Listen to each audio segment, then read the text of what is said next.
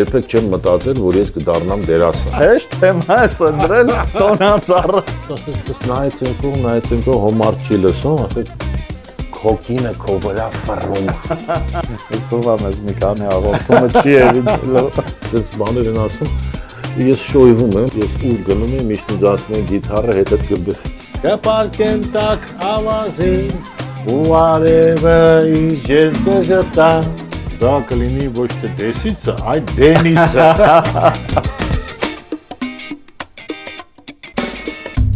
Մի բան հիշում եմ, բայց լավ չեմ մոռացել ես, դուր։ Լատես դու կոմոդ կստացվի մի հատ նայի դես։ Մոռացել ես։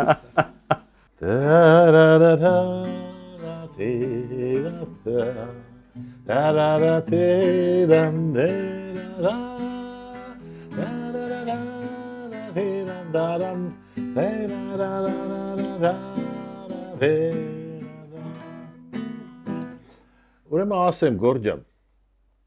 քանի որ մեր խոսակցությունը սենց է դեսից դենից։ Դեսից դենից, այո։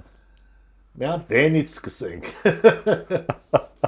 Ես բայց ուզում էի մի հատ դեսից սկսենք։ Քեզ ներկայացնեի, բայց քանի որ դու առաջարկել այդ դենից սկսենք, հետո քեզ կներկայացնեմ։ Լավ, ուրեմն դեսից սկսենք։ Այսօր հերթական մենք պետքա զրուցենք դեսից դենից Գրիգոր Բաղդասարյանի հետ, համոզված եմ բոլորը իրան ճանաչում են, Երևանի կամերային թատրոնի դերասան, վաստակավոր արտիստ։ Այս տարի ես եղել եմ Գրիգորի ուրեմն բենեֆիսին եւ երգերի բեմական գործունեության 40-ամյակին,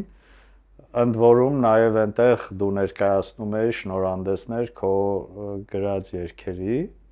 գրքի շնորհանդեսներ։ Իմիջիալոս բերել եմ ցույց կտամ գիրքը։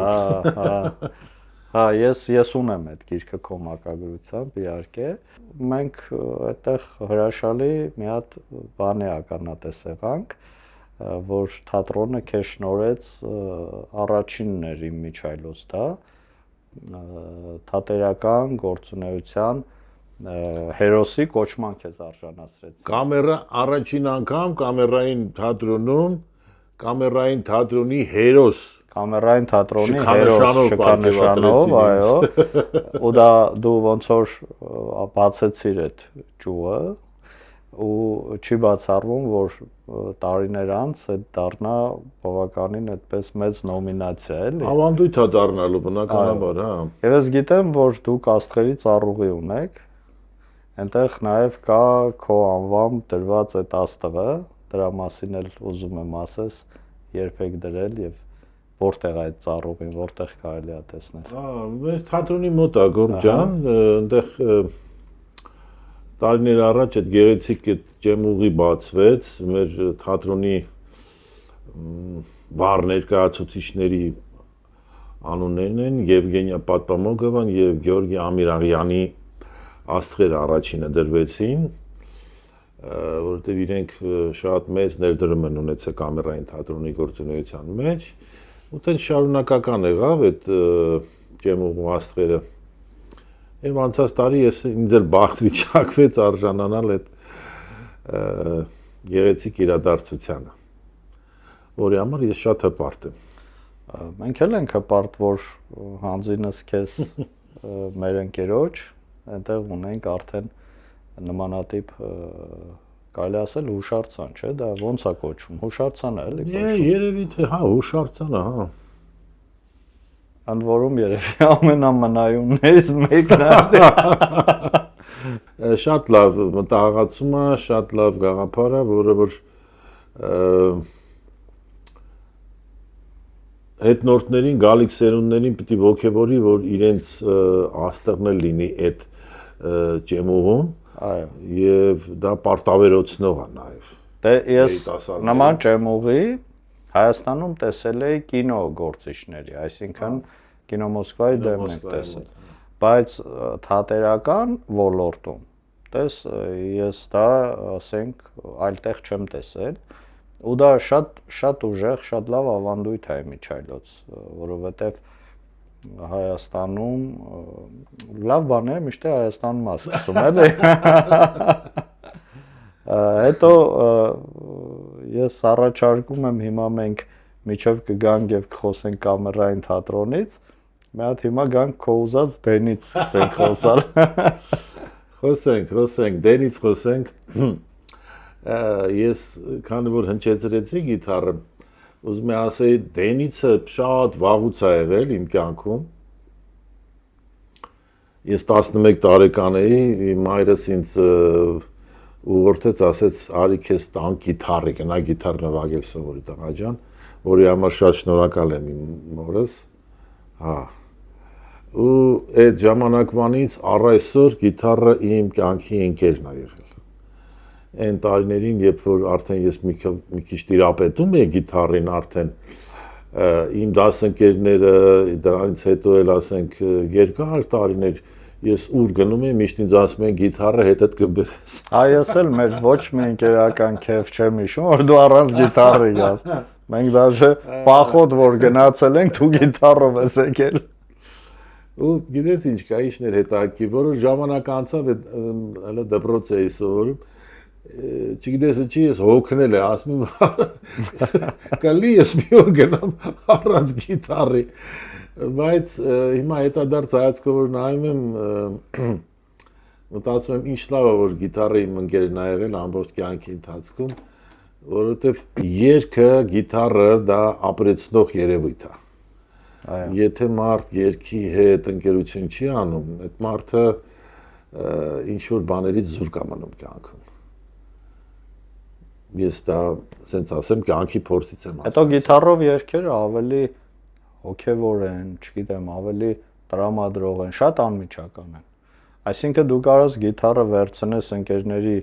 շրջապատում, չէ, երգես ու ինչ-որ մի անգամից ապստանովկան կփոխվի։ Դաշնամուրով մի քիչ այլ բան է տեղի ունենում, չգիտեմ, կամ ջութակով։ Գիտարը լրիվ ուրիշ ոլորտ է ստեղծում։ Հա, դաշնամուրը ասենց իր հնչողության պարտավորեցնող ոլորտ է։ Հա, էլի, այսինքն ուզես թե չուզես ինքը մի տեսակ պարտավորեցնում է, որ դու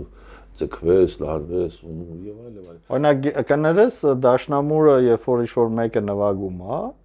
ոչ մի այդ նստածի մտքով չի անցնում, մի հատ ես էլ գնամ նստեմ փորձեմ, բայց ես վստահ եմ դու որտեղ գիտարը նվագել ես, բոլորը հերթով վերցրել են ու ասել են մի հատ ես էլ փորձեմ նայ։ Նոր ես էլ էի, չէ՞ ուզում փորձեմ։ Կա տենց երևույթ, հա։ Այ գոր։ Դե մի հատ քո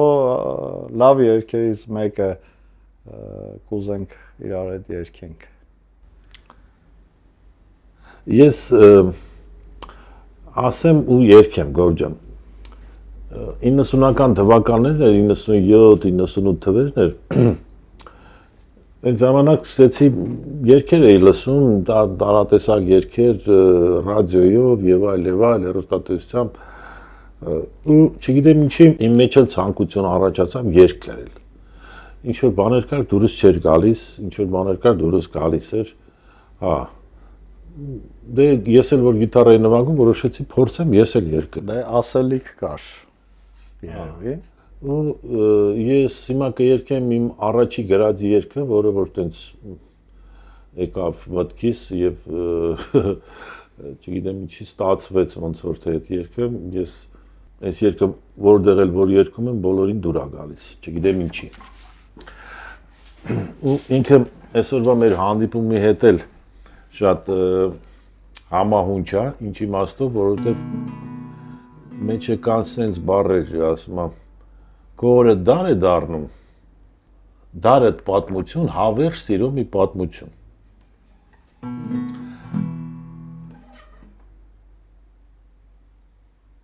Իմ Երևան է կոչում երգը։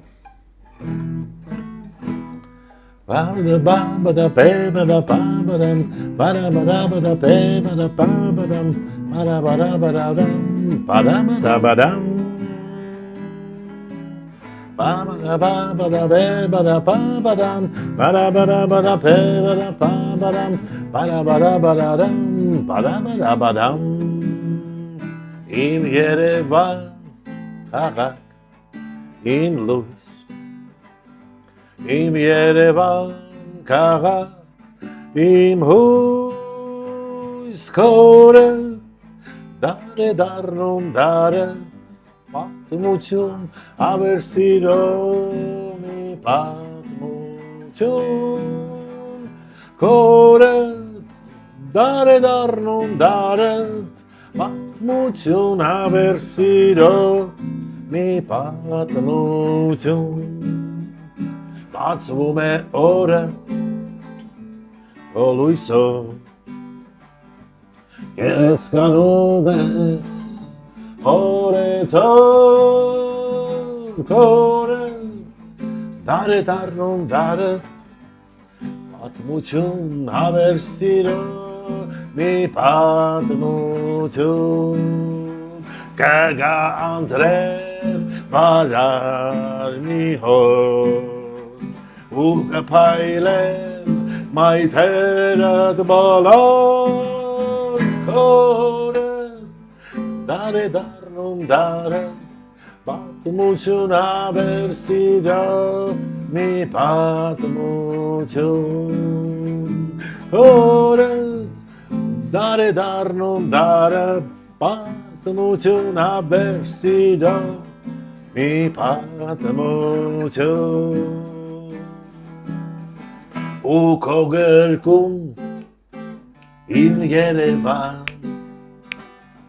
դեր հրաշքներ ապրում շատ կան քորդ դար է դառնում դարը պատմություն ավերսիրո մի պատմություն քորդ դառնում դարը պատմություն ավերսիրո մի պատմություն ավերսիրո մի պատմություն Բրավո Այս առաջի երգն էր ամենաառաջի քո գրած երգն է Երևանի մասին գրելը այդ լավ մոտիվացիա է ես դեռ չեմ գրել Երևանի մասին Հայաստանի մասին գրած ունեմ բայց Երևանի մասին դեռ չեմ գրել Երևանը այն քաղաքներում որ ես եղել եմ ինքը շատ տարբերվող է շատ իր կոլորիտով ամեն ինչով էլի եւ անկախ նրանից որ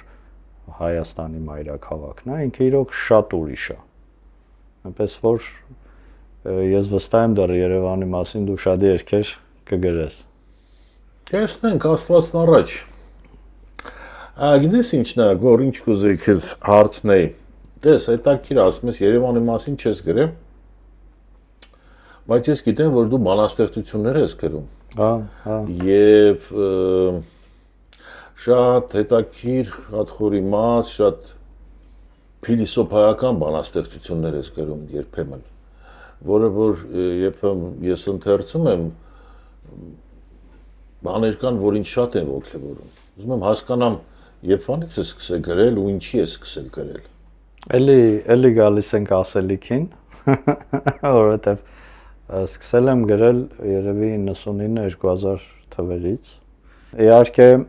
ցանկացած բան որը որ ինչ-որ չեղած առաջանում է այդտեղ էներգիա է պետք բնականաբար այդ էներգիան գալիս է կյանքից հա այսինքն առաջին բանաստեղծությունը որը որ ես գրել եմ դա հենց Հայաստանի մասին էր ու իմ մոտ սենց ինքը մի քիչ երկար է ավելի շատ սենց չգիտեմ պոեմի նման բալլադի նման չգիտեմ ինչի նման բայց սկսվում է այնտեղից որ ես զարմանք եմ արտահայտում որ եթե Աստված է ստեղծել բոլորիս որտեղից են առաջացել այսքան ազգեր ու այսքան կրոններ ու այդ ամեն ինչը շարունակվում է զարգանում է դեպքերը որ ոնց եղավ որ մենք շատ էինք մեծ էինք ու դա գալիս է չափածո ձևով։ Ընդ որում երբ որ այդ գրելու միտքը առաջացավ, ես չէի կարող մտածեի, որ ես պետքա բանաստեղծություն գրեմ։ Ուղղակի ինչ-որ մտքեր եկան, այդ մտքերը ես սկզբից բանի տեղ չդրեցի, հետո սկսեցի շուշուտ հիշել ինչ-որ մտքեր, որոնք տենց ինչ-որ հանգով գնում էին, էլի, այսինքն, ու որոշեցի գրեմ, ինչ-որ սևագիր թղթի վրա, հա, ու հասկացա, որ ինչ-որ մտքից միտք է գալիս։ Եվ դա եկավ, զարգացավ եւ հասավ այնտեղ, որ ինձնից անկախ այդ պատմությունը զարգացավ, եկավ, խառնվեց էպոսին, դարձավ հայ անունով հայազգ, հա, եւ այլն։ Գորջան, այդ ակիրը ի՞նչն է։ Տես կոմոտել է տենց այդ երևույթը, այսինքն եթե մարդու մեջ ինչ-որ մի բան կա, որը որ պետքա կոպիտ ասած շունչ առնի, կենթանանա, այսինքն այդ երևույթը պետք է կայանա, անկախ ամեն ինչից, այսինքն դա պատահական երևույթ չի, մարդիկ կան, որոնք որ չունեն այդ զգացողությունները կամ կարող ունեն, չգիտեն, որ դա կարող է դառնա գիրքերականություն, երկերաժշտություն, մարդիկ էլ կան, որոնք որ մեկ էլ պահի տակ, ասենք իմ մոտ, ոնց որ ես հասուն տարիքում եմ, էլի, ասենք 97 թվին բավականին տարիքով մարդ էի արդեն, դու էլ 92 թվին։ Չէ, ես դա որ գրել եմ 19 տարեկան էի։ 19 տարեկան էլ բավականին արդեն տարիք է, էլի։ Թումանյանը 4-5 տարի կարեց արդեն գրել։ Ավայրա շնորհքնա չգիտեմ։ Ես Իրանից այդքան հեռու չեմ ծնվել, 15 կիլոմետր հեռու իմ ծննդավայրը։ Ակրուկներդ մոտ են։ Բայց Թումանյան, իհարկե ինձ նաև նմանացրել են իր այդ տեսքով։ Մեր ընկերը Աբգարը ասում է ես մտածում եմ, որ մենք սենց ընկերական կռուկ ունենք շրջապատ, ու ասում եմ մտածում եմ, եթե մենք ապրեինք 100 տարի առաջ, արդյոք իր մոտ տենց փիլիսոփայական հարց է առաջանում, արդյոք Թումանյան Հովհաննեսը կլիներ մեր ընկերների շարքում։ Ինքը տենց հարց է բարձրաձայնում։ Ես իր հարցին պատասխանեմ, հաստատ մեր ընկերների։ Հետո ինքը ասում է, հա, հաստատ կլիներ, հետո ասում է, բայց մենք հիմա 100 տարի հետո ենք ապրում, ու ինքը մեր ընկերների մեջ կա, ու դու ես այդ ընկերը ինձ ասում, հիմա դու քո երգերը որ գրել ես, ես չեմ կարող այդ քո զգացածը զգամ եւ հանձնեմ թղթին։ Բայց մի քիչ հետագայում, որովհետեւ իմ մոտ սենց եղավ, ես 19-ից մինչև 22 տարեկան ավելի հաճախ ինչ-որ թեմաներ գրեցի, հետո մի արանք դրան ուշադիր չեղա, գործերը շատ էր կամ այլ կարիերայի մեջ եղա, հետո նորից վերադարձավ այդ ամեն ինչը, մի քիչ ավելի հասուն ձևով։ Ու ինձ գիտես ինչ թվաց, որ այդ էներգիան քո շուրջը կա, միշտ եղել է։ Այլ հարց է, դու ունակ ես այդ լսես եւ հանձնես թղթին, եթե դու ականջալուր ես դրան։ Հետո մտածում ես, որ բանաստեղծության էներգիան ինքը քո շուրջը եթերում կախված ինչ-որ մի էներգիա է։ Եթե դու կարողանում ես դա թարգմանես, հանձնես գրին, հենց այդ տաղանդը հենց այդ է, որ դու կարանաս այդ էներգիան մատերիալացնես, նյութականացնես։ Այո։ Գիտես ինչն է հետաքրքիր, իմ մոտ, սենց ասեմ, արվեստի բոլոր ճյուղերը համարյա թե ստացվել են։ Երգել, պարել, ասմունքել, դերասանություն անել, ստեղծագործել, երգ գրել, բայց նկարչությունը իմ մոտ չի ստացվել։ Բայց փորձել ես։ Կարող է պետքա փորձես, չգիտեմ։ Գիտես ինչ կա, ես այս վերջի տարիներին հասկացա, որ շատ հնարավոր է, որ եթե ես նկարեմ, կարող է եւ ինձ մոտ նկարելն էլ ստացվի։ Հա։ Ուղղակի իմ մոտ նկարչություն հասկացողությունը փոքր հասակից էլ շատ ուրիշ ձև էր իմ պատկերացումները։ Դե ես օրինակ նկարները որ տեսնում եի, հետո պատկերացնում եմ, որ ասենք եթե ծառ ես նկարում, տերևը պետք է այնց նկարես, ոնց որ տեսնում ես, էլի ինքը պետք է տենց կենթանի տերևը լինի, բայց որ շատ դժվար ֆոտո պետք է։ Դե ասենք նկարները փոքր ժամանակ որ նայում ես, տեսնում ես, այն ժամանակվա գեղանկարչությունը եւ այլ, կամ թեկուզ գրքի մեջ որ նկարես տեսնում, այնտեղ ուրիշ նկարները ուրիշ ձև են։ Իմ մոտ չէր ստացվում, ես անգամ տոնածառը դժվարանում էի նկարել։ Իբր այնց հեշտ թեմա է սնդրել տոնածառը։ Անենց ասացիր անգամ տոնածառը, իսկ թվաց այդ ամենահեշտն է մեր։ Տոնածառը հեշտ չի, որ նա հիմա որ նկարում ես մեքենայի հոտն այն է։ Կարաջ գնի ծառը էլ ես դերերով։ Բայց հիմա գիտես ինչ կա, որ նկարչության տեսակներին որ ծանոթանում ես, հասկանում ես, թե պարտադիր չի, որ ասենք այն 18-19-րդ դարի նկարիչների պես ասենք դու դիմագծեր կարաս նկարես, հարցը է, արդյոք 18-19-րդ դարում տրամադրություն փոխանցես կամ ասենք բնապատկեր այնպես նկարես, որ նայողը ասի, հիմա նկարչության հազար ու մի ձևեր կան, որ մարդիկ այսօրվա դրությամբ նկարում են ու հաջողություն ունեն։ Դե նկարչության մասին է խոսքը, ու իմ խոսքերը չի, ասում է եթե դու ուզում ես դառնաս մեծ նկարիչ, դու ունես երկու ճանապարհ։ Կամ պետքա նկարես այն ինչ մարդիկ ուզում են տեսնեն, կամ պետքա այն ինչ նկարում ես, բոլորին ապացուցես, որ իրանք դա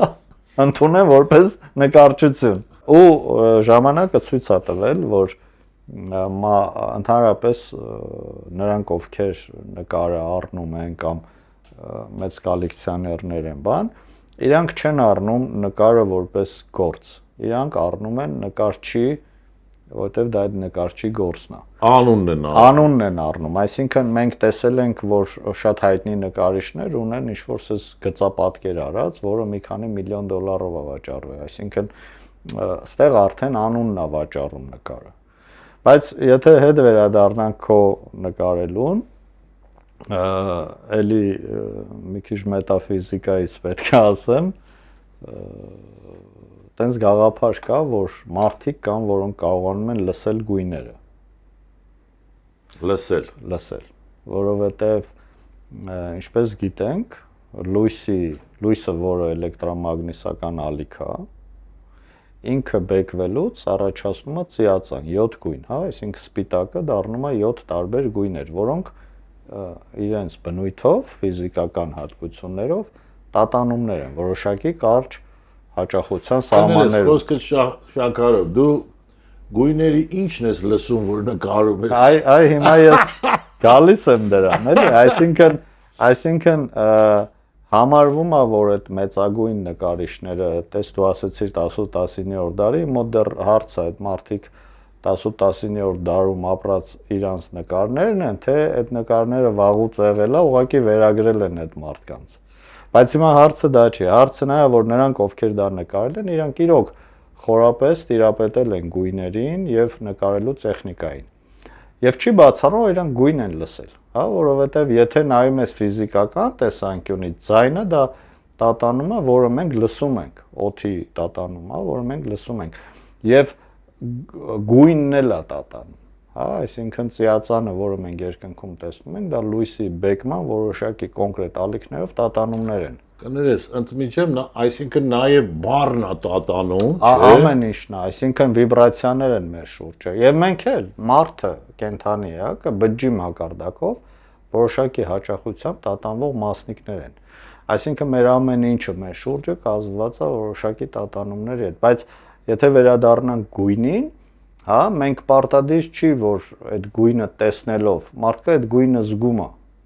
չէ՞։ Եվ կարա դա լինի այլ մակարդակի, որը մենք մարդու ականջը լսում է 20-ից 20,000 հերցը։ Բայց չէ որ կան հաճախություններ այդ սահմաններից ցածր կամ բարձր եւ այդտեղից է գալիս արդեն այդ գույն լսելը։ Ես վստահ եմ։ Եկանք հասանք բժիշկ գորին։ Ստեղից մենք միջև բժիշկ գորին հասնելը մի հատ արի քեզ որպես մարդ ով ստեղծել է երգեր, կարելի է, չէ՞, քեզ վստահ երգահան կոչել եւ ունի արդեն ես ներկա եմ եղել քո գրքի շնորհանդեսին, քո իսկ երգերի, մարդ ով ստեղծում է երաժշտություն, այսինքն ինքը լսողության շատ ուժեղ լսողություն ունի, տարբերություն մեզ, որոնք որ ուղղակի դա վայելում են որպես լավ երաժշտություն, դու դա առաջ լսում ես քո գլխի մեջ եւ հետո դա փորձում ես նյութականացնել ինձ համար, հա, հանդիսատեսի համար։ Հետևաբար ես վստահ եմ, որ եթե դու փորձես նկարես, դու կսկսես նկարել հոգով, լսելով, այդ գույնը լսելով։ Ուղղակի կարող է քո մոտ այդ բարիերը կա, մենք միջև նկարելը խոսում ենք բարիերներից անտեսանելի, հեսա դրան էլի կանդրադառնանք, եւ դա հաղթահարելուց կարող անեն շեդևրներ նկարես, որ պարզվի, որ դու շատ լավ նկարիչ ես։ Ես քո հետ լրիվ համաձայն եմ, Գորգ ջան, դա կլինի ոչ թե դեսիցը, այլ դենիցը։ Ես թվում եմ մի քանի հաղորդումը չի եղել։ Բժիշկի հետ կապված դե գիտես մասնագիտությամբ դեղագետ եմ եւ իմ մասնագիտությամբ եմ աշխատում, բայց մեր բոլոր ընկերները ինձ համարում են նկարիչ արվեստագետ, ով հոբբի ունի դեղագիտության։ Հիմա չգիտեմ դու ոնց ես վերաբերվում դրան։ Այնտես ասենց խոսք ասում, տաղանդավոր մարդը տաղանդավոր է ամեն հարցում եւ ամեն ինչում։ Կոմոդ այդ երևույթ, բոլոր երևույթները սինթեզվել են եւ դա շատ կարեւոր է։ Երբեմն ես մտածել եմ, ինձ հարցեր են տալիս, երբեմն ասում են, եթե դու դերասան չդառնայի, ինչ կպետք դառնա, ինչ կարող էիր դառնալ։ Ես մտածել եմ դրա մասին, ես մտածել եմ, որ հնարավոր է, որ ես դառնայի բժիշկ։ Մի անգամ մինչև որ ես հələ մասնագիտություն չէի ընտրել, լուսահոգի մորս հարցրի, ասի, ես չէի որոշել, որ դերասան պետք է դառնամ, տենց իմ մոտ տենց մաղում չի եղել, ցանկություն չի եղել, մորս հարցրի, ասի, մամա ջան, ասի, ինչ կուզեիր, որ ես դառնայի։ Մամաս նայեց, ժպտաց, ասեց բժիշկ։ Իմ համար շատ տարօրինակ էր այդ բանը, ասի ինչի բժիշկ, ասեց որ ես մեծանամ հիվանդանամ, դու ինձ բուժես։ Բայց դե դերասանը ինքը նաև բժիշկ է։ Ես այդ մտքին էի գալիս, եթե ես դերասան չդառնայի, շատ հնարավոր է, որ ես դառնայի բժիշկ, որովհետև դերասանի եւ բժիշկի մասնագիտությունները շատ մոտ են իրար։ Շատ մոտ է։ Այսինքն բժիշկը պետքա լինի նաև բացի իր կոնկրետ մասնագիտությունից, ասենք, չգիտեմ, ինքը խիրուրգ է կամ չգիտեմ թերապևտ է եւ այլ, բժիշկը պետք է լինի նաև հոգեբան։ Այսինքն հիվանդի հոգեբանությունը պետք է իմանա, հասկանա եւ կարողանա հիվանդի հետ խոսի իր լեզվով, որպեսզի հիվանդը իրան լավը զգա։ Այսինքն կարող է հիվանդը անբուժելի հիվանդ է, բայց բժիշկը նենց է իր հետ վերաբերվում, որ հիվանդը հուսադրվում է եւ այլ եւ այլ։ Մենք որ սովորում էինք, ուսանող էինք, առաջի տարին դե բժշկական ընդունվելու համար դու պետքա սիրես բնագիտական առարկաներ։ Եվ քննություններն էլ գնում է արդեն բնագիտական առարկաների մեջ։ Պարզավոր դրանով ուժեղ լինելով ես ուզեցի գնամ բժշկական, դառնամ բժիշկ,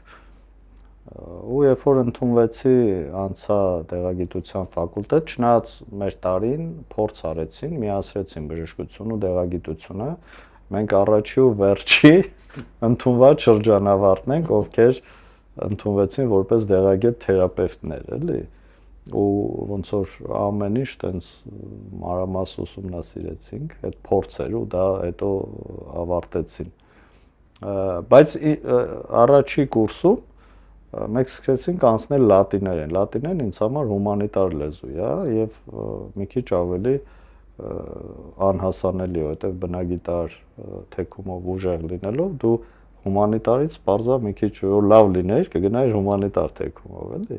Բայց հասկանում ես, որ եթե բժշկությունն է, լատիներենը բժշկության լեզուն է, ստիպված պետքա սովորես ու Չգիտեմ դա ում գաղափարն ա եղել, բայց իրանք որոշել էին, երևի մեր դասախոսի գաղափարն էր, որին սկզբից չէինք սիրում, հիմա բայց հասկանում եմ, որ ինքը մեծ գործ էր արել։ Ինքը որոշել էր լատինական ասացվածքները թարգմանել հայերեն եւ դա մեզ անգիր սովորացնել։ Չգիտեմ դա իր գաղափարն է, թե դա ընդհանրապես համաշխարհային ընդունված մոտեցում է, եւ դրանով դու սկսում ես նախ սովորել այդ բոլորին հայտնի այդ դարձվածքները լատիներեն եւ սկսում ես վերլուծել այդ նախադասության ենթակա անստորոգյալը եւ բայաբան եւ մտնում ես լեզվի մեջ էլի ավելի արագ ու այնտեղ խի հիշեցի, սա ինձ քո ասացի վրա հիշեցի, որ նա լավ լատիներեն ասացված կար, ասում է որ բժիշկը բուժում է, բայց առողջացնում է բնությունը։ Այտենց շատ հետաքրքիր ինքը եւ հիմա որ դա պրոյեկցենք այս քո ասացի մեջ, մենք կհասկանանք, որ բժիշկը ինչքան էլ հոգեբան է կամ խիրուրգ է կամ չգիտեմ ակնաբուժ է, սրտաբան է, ինչևէ, ինքը բուժում է, իր գործը անում է, բացի նրանից, որ այո, ինքը պետք է կարողանա այդ մարդու այդ ստեղծի վստահելի վստահության մթնոլորտ, ինքը պետք է այդ մարդուն կարողանա ցույց տա, որ միասին այդ դեպի այդ ճանապարհը պետք է գնա։ Հիմա թատրոնում ձեր մոտ հիմնական շեշտը այդ վստահության մթնոլորտի վրա է։ Եվ դուք մարդուն, ընդ որում հենց այս սկզբից ես ասացի, որ խոսում ենք եւ կանդրադառնանք դրան։ Հիմա ուզում եմ ասես ոնց է արել կամերային թատրոնը, որ ես որպես հանդիսատես կամերային թատրոնում ինձ զգում եմ այդ բեմի մասնիկ։ Եվ ինձ թվում է, որ ես 3D ֆիլմի մեջ եմ կամ ֆիլմ էլ չի, չէ, այնտեղ արդեն արկա տեղի ունենում դեպքեր, այսինքն ես ինձ զգում եմ այդ դեպքերի մասնիկը։ Մնացած մեր բոլոր թատրոններում մի տեսակ դու զգում ես, որ դու հանդիսատես ես։ Իսկ կամերայինում դու չես զգում, այ ո՞նց եք դա անում, այ ուզում եմ դրա մասին ասես։ Ժամանակ այն դասական թատրոնի սկզբունքներից մի փոքր տարբերվում է մեր թատրոնի խաղաոճը։ Ինչ իմաստով, որ հանդիսատեսը սոսկ հանդիսատես չի ներկայացման ընթացքում, ինքը նաև մասնակից է։ Կան թատրոններ, որտեղ հանդիսատեսը զուտ հանդիսատեսի դերում է, ինքը հանդես գալիս։ Այսինքն ինքը եկել է թատրոն, Ստանիսլավսկու սիստեմի 3-րդ 3 պատը, 4-րդ պատը դա հանդիսատեսն է։ Բայց մեր թատրոնում այդ 4-րդ պատ հասկացողությունը չկա։ Այդ առումով հանդիսատեսը նաև ներկայացման մասնակից է դառնում։ Ասենք գործողությունները հենց են ընթանում, որ բեմից դերասանները դիմում են հանդիսատեսին, խոսում են հետը, քանի որ ես շատ վաղուց եմ թատրոնում, ճիշտ է, ես ասենց ասեմ ամենաակունքներում չեմ եղել, որ կամերային թատրոնը բացվել է, բայց տեղյակ եմ ակունքներից ոնց է ստեղծվել։ Եվ այդ դահլիճը, որ ստեղծվել է, անգամ երկար տարիներ աշխատում եմ ես թատրոնում ու չգիտեի դրա մասին, հետո տենց խոսք զրույցի ընթացքում պարզվեց, որ անգամ թատրոնի այդ նստատեղերը, որ կան, եթե ուշադիր ես նայում, իրանք դատավորների աթոռներ կան, դասական sense։ Իրանք նման են, երբ որ ստեղծվել է թատրոնը, հենց այդ աթոռները տենց մտածել են ոնց ինչ տիպի աթոռ լինի եւ դատավորի աթոռի նման են պատկերացրել։ Այն մթնոլորտը, որ ստեղծվում է ներկայացման ընթացքում, դա Արա Երնջակյանի շնորհիվ է։ Ինքն է պիեսները գրում եւ իր մտահղացումը եւ իր համախոհների միտքը այն է եղել, որ հանդիսատեսին զուտ հանդիսատես չթողնեն, այլ դարձնեն ներկայացման մասնակից։ Այն երևույթը, որ երբ որ ինքն է մասնակից դառնում, անգամ երբ որ հանդիսատեսին բեմ են հանում, ես շատ լավ ընկեր ունեմ, որը որ բեմ է բարձրացել, ինքը սպորտսմեն է, իմ լավ ընկերն է, Վարդան Տովմասյան, հա, եւ ժամանակ առ ժամանակ որ հիշում է այդ երևույթը, ասում է ես չպատկերացրեցի ոնց կարող է ես բեմ բարձր թատրոնի մեծ սիրահար է, էլի ինքը։ Ասեց ես ինձ շատ բան զգացի, պարտավորված եւ այլ հուզված, այսպիսի բաներ կա։ Այսինքն ներկայացումները այնպես են կառուցված, որ համագործակցում է դերասանը հանդիսատեսի հետ։ Պիեսը իր ընթացքով հուշում է այդ համագործակցությունը։ Ես առաջարկում եմ այդ երևույթը կոչվում է ինչ որ հիմա տենց լեզու են գտել, ասում են ինտերակտիվ ներկայացում։ Արի ողջունենք Արա Երենջակյանին։ Ես իր հետ պատիվ եմ ունեցել շփվելու մոտ մի 15 տարի առաջ կամ ավել, եւ ես ձեր թատրոնում մի հատ փոքր պիես եմ բեմադրել իմիջայլոց 2008 թիվներ կամ 9 չեմ հիշում, ժամանակ իմ գործի սֆերան տենց հետաքրքիր կրեատիվ էր եւ ես որոշեցի մի հատ ինչ-որ ակցիա, որ արել եմ մեծամասշտաբ դեղատների հետ, դրա ամփոփումը անեմ թատրոնում եւ ընտրեցինք կամերային թատրոնը, Արա Երենջակյանի հետ պայմանավորվեցինք ու տես փոքրիկ մի հատ պիես ես գրեցի եւ բեմադրեցինք հումորային բաներ ինքը ու խաղում էին Արտուր Օնսայան, իմ լավ ընկերն է, հիմա Գերմանիայում է, իրան էլ եմ ողջունում, եւ Աստղիկը ձեր դերասանուհիներից Արծրունի։ Այո, Աստղիկ Արծրունին հրաշալի իհարկե խաղացին եւ այդ սցենարը որ գրել էի մենք սկզբից որ քննարկում էինք այդ քննարկման ընթացքում ահագին բաներ զարգացրեցինք եւ ավելի հումորային դարձրեցինք եւ հետո իհարկե այդ ամեն ինչ ամփոփեցինք այտենց հետա շատ հետաքրքիր անցավ ամենայն դեպս այդ իմ ստեղծած բաններ եւ ոնց որ տեղել ամփոփեցի հետո այդ ակցիան, որը ես եմ ստեղծել, ինքը կոչվում է Կույր գնորդ, հետո շատ տեղ կամպանիաներ, դա այսպես ասած, ոնց է կոչվում, գողացան էդիցիան։ Չգողացան, հայավարը ասում է, մեկը մի բան չանի։ Ու ինքը շատ հայտնի դարձավ, այսինքն ինքը տարածվեց, մարդիկ սկսեցին, դա դարձավ պրոմոցիայի ինչ-որ մի տեսակ, հա։ Եվ նաև հետո Ռուսաստանում դա արեցին, այսինքն այդ կամպանիան, որտեղ ես աշխատում էի, ինքը պարզա որ այդ ծրագիրը իրանց ֆինանսավորմամբ իմիջիայով եղավ, ու այդ իդեան իրանք տարան եւ Ռուսաստանում եւ Ղազախստանում տարբեր տեղեր ներդրեցին եւ արագ արեցին։ Այնպես որ սա հայերն են մգավոր, ձեր կամերային հետ ես էլ լավ հիշողություններ ունեմ։ Անցած օրը այնց հետաքրքիր էր խանութում էի ինձ ինչ որ մեկը ճանաչել էր այտենց վայ ես շատ եմ սիրում եւ այլն մեկ էլ մի հատ կին էլ այն կողմից ասեց վայ ես էլ եմ ձեզ ճանաչում ես էլ եմ ձեզ հիշում մենք ձեզ հետ ապրել ենք թատրոնում ասեցի ինչ ենք ապրել հա մենք մի հատ ներկայացում ենք կառավարական համերգ ահա տեսել եմ ես ահա այնտեղ մի հատ հատված կա որտեղ որ դահլիճից թագուհի ենք ընտրում թագու ինչ որ մեկը պատահական ինչ որ մեկ ստեղի եւ կարգի ինչ որ մեկը գալիս է բեմ հետո իրան մեծարում են բան են անում լինում է նաեւ պարում ենք իր հետ փաստորեն այդ կինը հիշել էր ինձ ասեց ես ձեզ հետ պարել եմ ասել որտեղ ասեց թատրոնում բան ինձ դուք այդ թագուհու դիպլոմը տվեցիք միջև այսօր պատիվ միշտ թվացել է որ դա սարկած է այսինքն ձեր բարձանում եմ ձեր արելով չէ պատահականության սկզբունքով հա իսկ ոնց է օրինակ որպես հանրային հայտնի մարդ եւ դերասան առօրյայում հեշտ է տենց երբ որ շատերը ես վստահ եմ անընդհատ ճանաչում են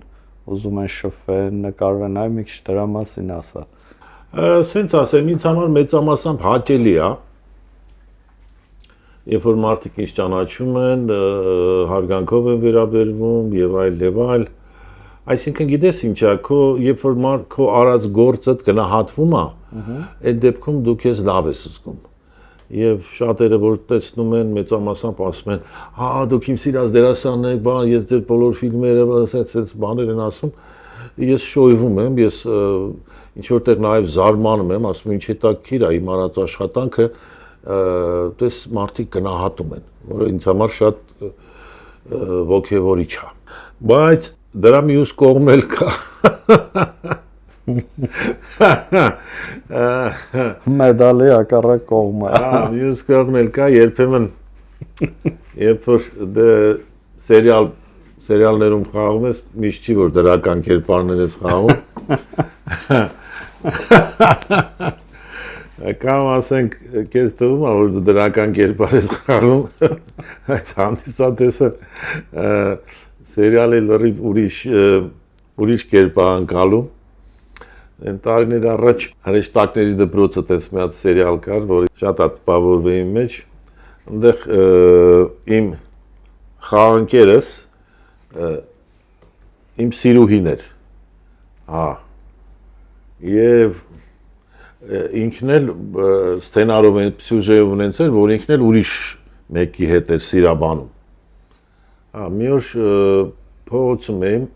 Այսինքն հանդիսատեսը դա կարող անցալի բառից բուն իմաստով, չէ՞։ Հենց այդ եմ ասում, մի օր փողոցում եմ, մի հատ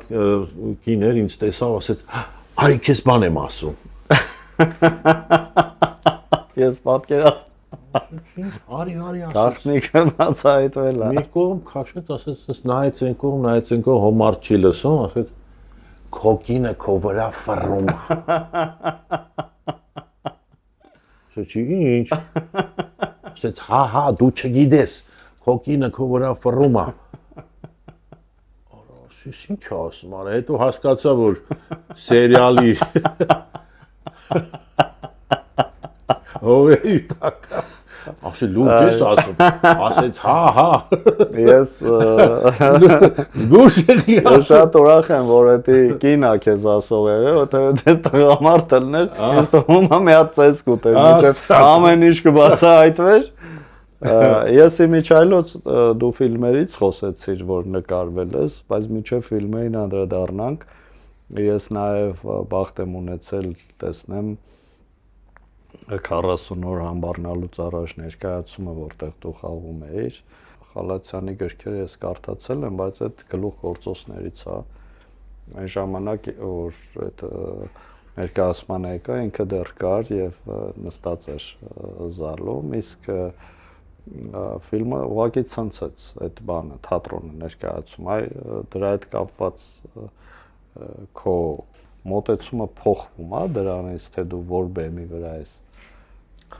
Մոտեցումը չի փոխվում, Գորջան։ Ուղղակի մի քիչ տարբերությունը այն է, որ ասենք մեր թատրոնում եղել ես, մեր թատրոնը փոքր դահլիճ է, 150 տեղանոց, բեմը բավականին փոքր բեմ է, հա։ Իսկ Ստանիսլավսկու անվան թատրոնը, Պարոնյանի թատրոնը կամ չգիտեմ նույն ինչ Կիրովականը հիմա ոնց է կոչվում։ Այսօր էի գիտես, չէ՞, կարդում իր մասին։ Ես ինքս Վանաձոր մեծացել եմ, Աբելյանի թատրոնը։ Վանաձոր, Աբելյանի թատրոնն է ինքը։ Ասենք այնտեղի թատրոնի բեմն էլ է բավականին տարբերվում մեր թատրոնի բեմից։ Պիտի կարողանաս ադապտացվես փոքր դահլիճից մեծ դահլիճին, որովհետև մեծ դահլիճը ունի իր նրբությունները։ Մեր թատրոնը քանի որ փոքր է, դու ինչ ոնց էլ խոսես, մի ցածր խոսես, բարձր խոսես, ձայնը հասանելի է, հա։ Իսկ մեծ թատրոնում պետք է ձայնը։ Իսկ այնտեղ ոնց է այդ ակուստիկայի պահը, ոնց է գնում, էլի։ Այսինքն դուք պետք է ավելի բարձր խոսեք, թե այնպես է սարքած, որ հասանելի է դառնում ձայնը։ Բարձր խոսելն էլ իր չափերն ունի, բայց ամեն դեպքում դու ասենք երբ որ դահլիճում կանգնում ես փորձերի ժամանակ ձայնը պետք է կարողանաս այնպես կառավարես որ դա անգամ եթե ցածր ես խոսում այն վերջում պետք է լսվի ձայնը դե սենց նրբություններ կան մեկին նստացնում ես այնտեղ ասում ես կամ ցածր եմ խոսում դες լսվում է եթե ինքը ասում է լսվում է այսինքն ձայնը պետք է հասնի այնտեղ հա Հետո ասենք մեծ բեմը մի քիչ իր խաղարկային պահանջներն էլ ունի, ոնց պետք է շարժվես, ոնց պետք է պլաստիկա է եւ այլ եւ այլ։ Բայց կուզեմ կոնկրետ այդ ներկայացման հետ կապված ասեմ, որ շատ հետաքրքիր, շատ աղանդավոր ստեղծագործ խումբ էր հավաքվել, հա, դերասանները եւ ռեժիսորը շատ հետաքրքիր աշխատանք էր, ամենայն դեպս այդ գործը ինձ շատ էր ոգևորել որպես ստեղծագործական մթնոլորտ։ Հիմա ինքը կա, թե ասենք Սամվել Խալացյանից հետո այդ ներկայացումը այլևս չեն դնում, թե մնացել է խաղացանկում, ոնց է էլի այդ։ Չէ, ինքը շատ կուզենան, որ ինքը լինի, ինքը լրիվ ուրիշ հայացք է, այսինքն կյանքը վերարժևորելու մասին է այդ ներկայացումը։ Ինքը շատ լուրջ ներկայացում է, բայց էլի որոշակի տենց թեթև է գնում, բայց երբ որ ամբողջապես նայում ես, ինչ ես տեսնում, շատ խորը ներկայացում է։ Հա, ինքը իր ասելիքով շատ խորը ներկայացում է, շատ լավ բեմադրված է եւ դերասանները շատ լավն են, երաժշտական, շատ խաղարկային, ուղղակի մի քիչ կազմակերպչական հարցերը սկսեցին դոփել, հա, որովհետեւ այտենց անտերպրիզային ներկայացումը պետք է լինեն մարդիկ, որոնք որ կազմակերպչական հարցերով պետք է զբաղվեն, բայց թուլացավ ու չկայացավ, դրա համար ներկայացումը ինքը արժանի է, որ հետ վերադառնա բեմ։ Ես համամիտ եմ քո հետ։ Գրիգոր ջան, ինձ թվում է մենք շատ խոսալու թեմա ունենք, բայց ընթացքում ուզում եմ մարդիկ նաև անպայման քո երգերը մի քիչ ժամանակն որ մի հատ էլ երգենք եւ վստահ եմ որ շատերը գիտեն, բայց շատերի համար սա բացահայտում է, էլի, այսինքն որ նորովի կբացահայտեն Գրիգոր Բաղդասարյանին որպես երաժիշտ։ Քանի որ ամառ է, մարդիկ շոկից փախնում են, գնում են դեպի Լողավազան, դեպի ծով, դեպի զովություն են գնում։ Այս ժամանակի մի հատ այդպես երգ եմ գրել, որը կոչվում է Երազանք։ Մի օր այս երգը այդպես կաֆեում էր երգեցի, այդտեղ ստեղծագործ մարդիկ էին, Վարդան, հա, երևի Վարդանը անունը, ազգանունը չեմ հիշում, ինքը ժամանակին այդպես հեռուստատեսությունում հաղորդումներ էր վարում, մոտեցավ, ասեց, «Ես ինչքան էի կարոտել ծովը»։ Այս երգը առաջի անգամ որ երգեցիր, մենք ընկերներով նստած էինք, մեր Ռոբն էլ կար ու բոլորս քո հետ հավասար երգեցինք այս երգը, Արմեն Բարսեղյանն էլ այդ երազանքը ավելի այդպես առարկայական էր դարձել։ Ասում ես իմ սիրած երգն է։ Այո։ Նոր կոստյում եմ ես գնել, ճամպրու գլխարկ ու կոշիկն է, ունեմ թաքուն մի երազանք, ինձ հետ քայլում մի երազանք, կմեկնեմ շուտով ծովափ, կպարկեմ տակ ավազին,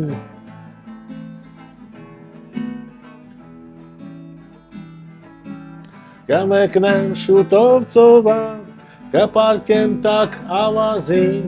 ու արևը ինձ ջերմ կժտա, ալիքները վահում ինձ կանչում են, ու ափերը սպասում հանդիպման, և ամպերը ջերմախոստանում են, կլինեն երկնքում կապուտան, առավոտ լուսացին առավոտ շուտ բացվին առավոտ, Գիշերը հավում է, նոր օրը բացվում է, իմ սիրտը թրջում է, ծովը ալիքվում է, ու կանչում է ինձ իր մոտ, իմ սիրտը թրջում է, ծովը ալիքվում է, ու կանչում է ինձ իր մոտ, թողել եմ ես գործեր հոգսեր մռայլ օրեր ու զուր ջանքեր ունեմ թաքուն մի երազանք ինձ հետ քայլող մի երազանք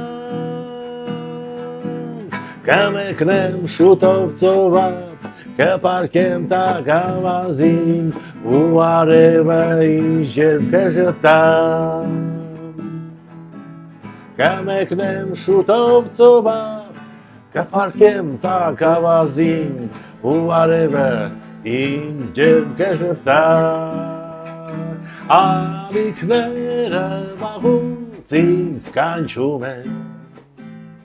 ու ափերը սպասում հանդիպման և ամպերը ջերմակ խոստանում են կլինեմ երկնքում կապուտակ առավոտ լուսացիր առավոտ շուտացվիր առավոտ գիշերը հալվում է նոր օր է բացվում է իմ սիրտը թրջում է ծովը ալիքում է ու կանչում է ինձ իր մոտ իմ սիրտը թրջում է ծովը ալիքում է ու կանչում է ինձ իր մոտ ու կանչում է ինձ իր մոտ ու կանչում է ինձ իր Շատ լավն է այս երգը, Գրիգորայի մա լսում էի ու հարց ա մոտս առաջանում, էլի, չես մտածում ինչ-որ ձայնասկավառակ ունենաս, քո երգերը գրես, դե ժողովածուն դրա առաջի քայլն է, հաջորդը պարտադիր ձայնասկավառակ է պետք, որովհետև այս երգերը իրանք լավն են և մասսայականացնելու հարց կա, էլի։ Գորգո, շատ եմ մտածել տարիների երբ որ ես երգերը գրում էի, մտքիս կար անեմ, բայց ամեն անգամ տենց ինչ որ ֆինանսական հարցերի առաջ էի կանգնում, ձայնագրություն եւ այլ, ու տենց մնացել է առայժմ։ Ես կարծում եմ, որ երբ որ դա կլինի, դու կհասկանաս, որ հենց այդ ժամանակում դա պետք է լիներ։ Այսինքն ժամանակը կհասունանա, նոր երգեր կլինեն եւ միգուցե դեռ ամբողջական այդ բանը, ձայնասկավառակի, դու երբ որ կամբողջացնես, տեխնիկական բոլոր հարցերը իրան կլուծվի։ Չէ, ասում եմ, եթե մի բան լինելու է, ամբողջ աշխարհը ի նպաստ դրա է շարժվում։ Բայց իրոք դա պետք է, ես զգում եմ, որ տես մենք նոր Ռոբերտից խոսացինք մեր ընկեր, ով հիմա արդեն ցավոք մեր հետ չի, իմ բանաստեղծությունների տպագրելը իրանից սկսվեց։ Այսինքն երբ որ իրանք դեռ ձեռագիր էին եւ ինքը կարդաց, մի քանի օրից զանգեց, ասեց պետքա տպես։ Այդ իր ասելու ժամանակ այս նույն արտահայտությունները, բա փող, բա հարցեր, բա այս, բա այն, որովհետև ու այն ժամանակ չկար դրանց պատասխանները։ Հետո տենց անցավ ժամանակ եւ հասունացավ այդ տպագրությունը։ Սկսվեց կովիդը, սկսվեց պատերազմը եւ այլ եւ այս մի պահ եկավ, որ նույնիսկ մտածեցի, որ դե ուրեմն չպիտի լինի, էլի, այսինքն չի ստացվում, տես աշխարհը խառնվել է իրար իր բանաստեղծություն։ Հետո երբ որ այդ անցավ արդեն դրա հաջորդ տարին, ստացվեց տենց շնորհանդես եղավ ու էլի ի շնորհիվ իրա,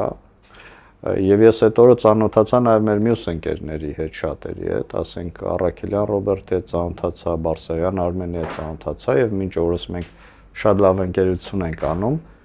հիմա նույնը ես զգում եմ, որ քո պարագայում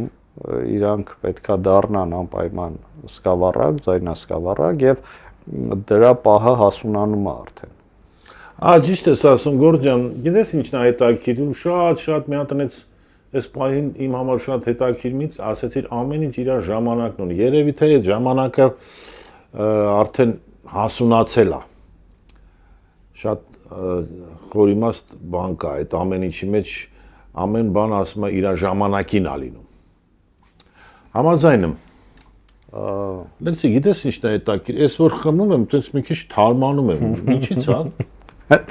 Դու խմում ես մեր թեյերից Արևելյանը, ինքը շատ հետաքրքիր համեր է իր հետ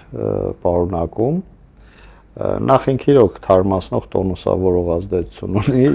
Այս թեյն է։ Հա, այս Արևելյան թեյի մասին է խոսքը։ Ինքը շատ անուշ դարչինով եւ մեխակով թեյ է, շատ տոնուսավորող է։ Մի տեսակ հաճելի համ է, դարչին ու մեխակ, հա։ Հա, բայց իր մեջ դե էլի բաներ կան։ Մեր արտադրանքներից երևի հներից մեկն է եւ միջև այսօր շատ սիրված է ինքը։ Եվ ինքը նաեւ շատ լավ որպես սառը թեյ է լինում եւ իհարկե սուրճից ուժեղ է տոնուսավորում, այսպես ասեմ։ Սառը թեյ համարը շատ ակտուալ է։ Ակտուալ է, հա, մեջ քան սառուց ես գցում ու շատ համապատասխան։ Այո, դու գրում ես երգի բառերը, բանաստեղծությունը, դու դրանց համար գրում ես երաժշտությունը եւ դու արդեն այդ ամեն ինչը դարձնում ես երգ եւ ես գիտեմ, որ հեղինակային երգը ինքը նաեւ կատարումով է շատ անգամ հեղինակային, ես գիտեմ, որ մեր շատ հեղինակների հեղինակային երգեր միայն իրանք են կարողանում երգեն։ Քո երգերի մեջ ես նաեւ տեսնում եմ այդ օրիգինալության հետ, բայց նաև մասսայական բան, այսինքն այն, որ կարելի է հավաքների ժամանակ ուղղակի հիշել եւ երգել։ Ու այդ առումով իհարկե շատ կուզենամ, որ մոտ ապագայում այդ արդյունքը մենք տեսնենք։ Աստվածն առաջ, Գորջան, Աստվածն առաջ կտեսնենք։ Ես ինչ կա, Գորջան, այս կյանքը շատ հետաքրքիր երևույթ է։ Ամենասկզբում որ խոսեցինք, ես ասեցի, որ երբեք չեմ մտածել, որ ես կդառնամ դերասան։ Մասնագիտության ընտրություն հատուկ չեմ կատարել, իմ մոտ ինքնաբուխ է ստացվել։ Ինքնաբուխ է ստացվել ու մի քիչ երկար ճանապարհ եմ անցել, մինչև հասել եմ կամերային թատրոն։ Մինչև այդ մի քանի տեղ դիմել էի, Հայֆիլմ կինոստուդիա, դրամատիկական թատրոն, որոշ փորձեր դեպի Մայլյան թատրոն էի արել, որոնք անհաջող էին անցել։ Իմ ընկերները սովորում էին Պոլիտեխնիկական ինստիտուտում, որ գիտեին թատրոնի սեր ունեմ դեպի թատրոնը, որը իմ մոտ ավիոտեխնիկական ուսումնարանից հետո էր առաջ եկել, որովհետև այնտեղ թատերական խմբակ էի մասնակցել 2 տարի, հա, այնտեղ առաջի քայլերը բեմական արել էի, վարակվել էի թատրոնով։ Եվ իմ ընկերները ինձ ասեցին, որ կա ասենց թատրոն կա, կամերային թատրոնը, լավ թատրոն է, գնա փորձի այնտեղ ընդունվես։ Ես էլ մտածում եմ, ասում եմ, եթե ստեղ էլ չընդունվեմ, ուրեմն այն զգուշացիր ավտոմեքենա։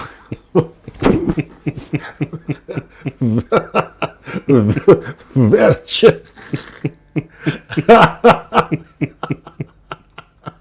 Թարսի պես թե բախտի բերմամբ Այսինքն դու ամեն ինչ արել ես, որ դերասան չդառնաս, ես ճիշտ եմ հասկանում։ Չէ, ես չի որ ձգտում կար, մղում կար, բայց չէր ստացվում, չգիտես ինչի։ Ինձ ինչ որ բաներ էին ասում են, էս լավ չի, այն լավ չի եւ այլ, բայց որ եկա կամերային թատրոն ինձ վստահեցին, ընդունեցին ստուդիա, եւ որի համար ես շնորհակալ եմ կամերային թատրոնին։ Գիտես ինչ կա, տարիների ընթացքում արդեն որ մի հատ հետադարձ հայացք ես գցում, երբեմն հարցնում են, ասում են գոհ ես, որ սենց է եւ այլ, ես գոհ եմ Աստծուց, գոհ եմ իմ։ Ամենք ինչքան գոհ ենք։ որ դու այդ ճանապարհն ես։ Չնայած ինձ թվում է մի քանի նոր մոդելի ինքնաթիռ չի ստեղծվել, բայց դե որպես դերասան Իմիջայլոց ես այսօր գիրք եմ իմ այդ գիրքը որ 40-ամյա գործունեության առիթով տպվել էր այս տարի որը շնորհանդես այո շնորհանդեսը որ եղավ այս գիրքը ես որոշեցի այսօր այս գիրքը բերեմ նվիրեմ քանի որ ես ունեմ դու ինձ տվել ես այդ մենք կտանք մեր օպերատորին մեր հարգարժան օպերատորին Վահին մեր ընկերոջը ում շնորհիվ մենք կարողանում ենք բացահայտենք քեզ եւ մեր շատ ընկերների մեզ կարողանում են բացահայտենք Իմիջայլոց այս գրքի յուրահատկությունը ինչու՞մ է նաեւ Գորջան տես ես որոշեցի գրքի բառաստեղծությունների բառերը տպեմ եւ մի անգամ մի հատ հետաքրիր առիթ եղավ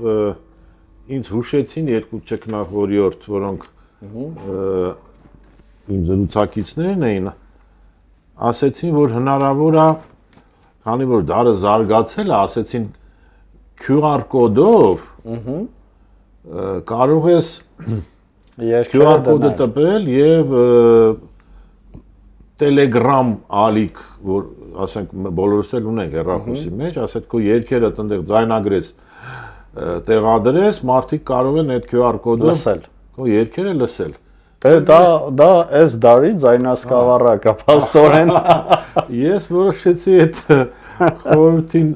այո ընթառաջ գնացի Գորջան այս երգը կոչվում է Վարագույր այս երգի բառերը գրել է իմ լավ ընկերը Միքայել Միրիջանյանը մենք պետք է ինչ որ միջոցառումներ էին կազմակերպում ասած այս բառերը գրել եմ էլ ասած մի երաժշտություն գրի ավարտենք այդ օրվա միջոցառումը, փաստորեն գրեցի ստացվեց Վարագույր իջնում է հանդարտ մարում են ծափերը հատ-հատ լույսերը ծորում են աղոտ Մուտ բեմը շնչում է կարոտ Արտիստը մաքրում է կոպերը Անցյալ են դարել երգերը Գիթառը ննջում է հոգնած Ջութակն է հանգչում նվաղած Այդ ժամ նկարիչը խոհում Վրձնով նկարն է շոյում Հնարում իր աշխարը գունեղ Երեկոն դառնում է գիշեր հնչյունը երանգ է առնում նվագն իր պատկերն է հյուսում մեղեդի շահում է գույներ կարոտը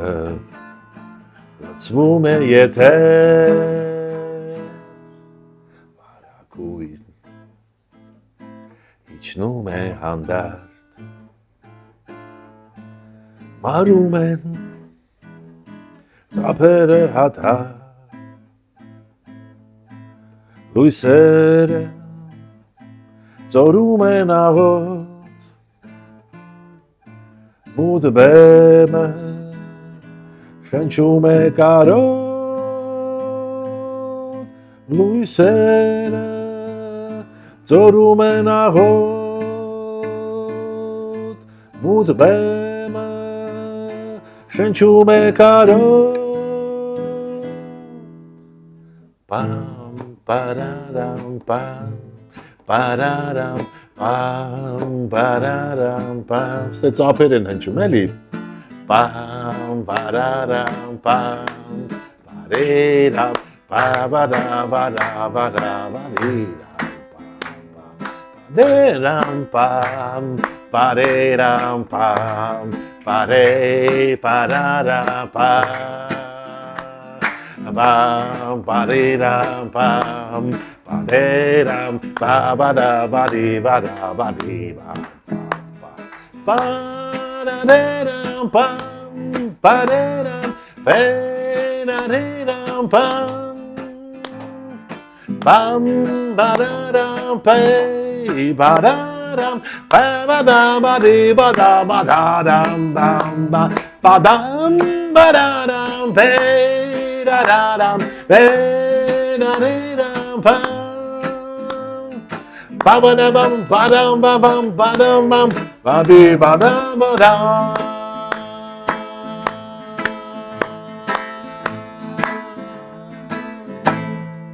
Ընտիր ապրես Դու էլ ապրես, կորճա։